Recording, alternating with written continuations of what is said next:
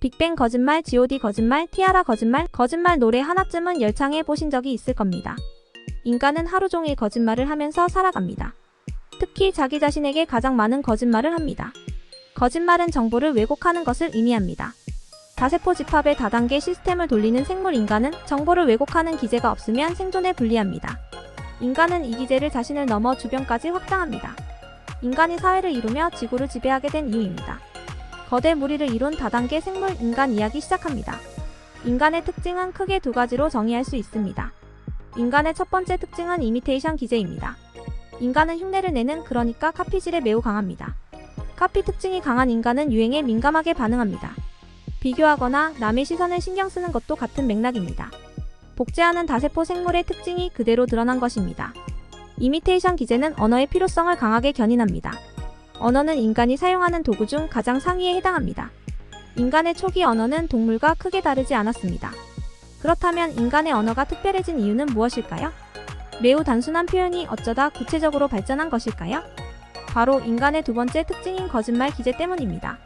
인간의 특징인 거짓말 기제가 언어의 발전을 견인했습니다. 인간이 사용하는 개꿀템 거짓말은 매우 놀라운 발견입니다. 생각과 표현을 분리하면 유리하다는 것을 알게 된 것입니다. 다시 말해, 정보를 변경하면 득이 된다는 것을 학습한 것입니다. 생각과 표현을 분리하게 된 인간은 의도를 감출 수 있게 됩니다. 진심을 가리고 타인을 도구로 사용할 수 있게 된 것입니다. 진심을 그대로 드러내면 무리가 지속되기 매우 어렵습니다. 의도를 감출 수 있게 된 인간은 대규모 집단을 이루게 됩니다. 선사부족 국가의 탄생은 모두 거짓말 개꿀템 기반입니다. 현대의 정보전처럼 선사시대에도 정보가 권력이었습니다. 그중 심파리는 무리를 통제하는 가장 쉬운 방법이었습니다. 거짓말을 할 때 복잡한 이유 따위가 필요 없었기 때문입니다. 그저 신의 뜻이라는 말만 하면 언제나 프리패스입니다. 수만 년이 지난 오늘날에도 심파리가 유행인 이유입니다. 심파리와 쌍벽을 이루는 핵꿀템은 사랑파리입니다. 사랑파리도 심파리와 유사한 형태로 사용되는데 그저 사랑해서라는 말만 하면 프리패스입니다.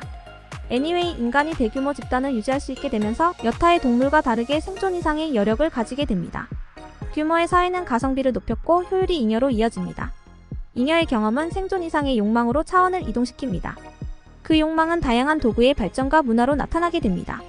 과거 찬란한 문화라는 것은 잉여력으로 가능했던 것입니다. 이슈가 되고 있는 인공지능 GPT는 인간과 다를까요? 결론부터 이야기하면 인간의 특징을 그대로 가집니다.